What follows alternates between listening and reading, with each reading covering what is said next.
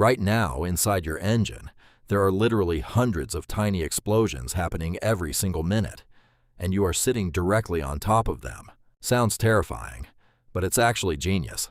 Every four-stroke engine, whether it's the single thumping away in your dirt bike or the inline-four screaming toward redline in your sport bike, runs on the exact same four-step cycle: intake, compression, power, exhaust.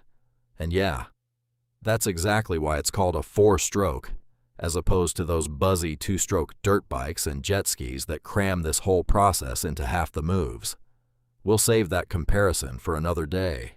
For now, let's ride through one full cycle, piston by piston. Stroke 1. Intake.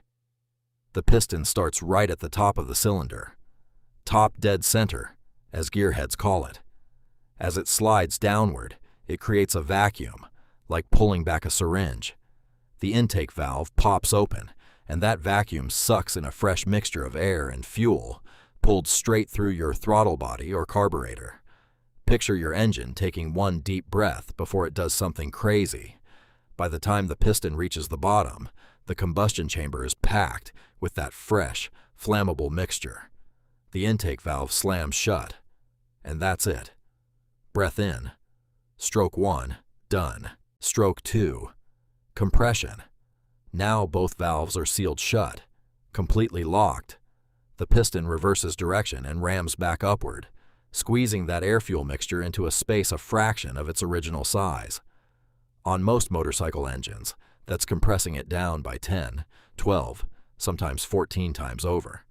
And the higher that ratio, the more punch you can get, which is exactly why race engines run insanely tight compression. Why bother squeezing it at all? Because a compressed mixture ignites way more violently than a loose one. Think of it like winding up a fist before a punch. The tighter the squeeze, the harder the hit. Piston reaches the top again, mixture's crammed in tight, and it's primed, ready to blow. Stroke 3, power. This is the one you're actually riding for. Right as that piston hits the top, the spark plug fires, a tiny lightning bolt, and ignites the compressed mixture. Boom! A controlled explosion, happening thousands of times a minute, slamming that piston back down with insane force. That force spins the connecting rod, which spins the crankshaft, which sends power straight through your transmission and out to your rear wheel. Every single pop you hear from your exhaust pipe, that's literally one of these explosions escaping into the open air. That snarl at redline isn't magic. It's just hundreds of tiny detonations happening back to back to back. Stroke 4, exhaust. The piston's done its job pushing down. Now it's got a clean house.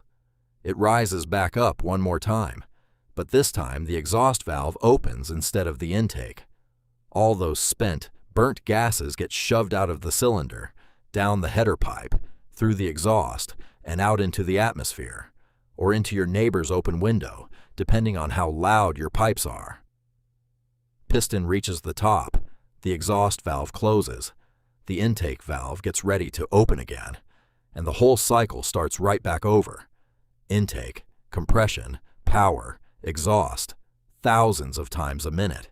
So next time you're idling at a stoplight, remember, that engine is breathing in, squeezing, exploding, and cleaning house, over and over thousands of times every single minute, just to keep that wheel spinning.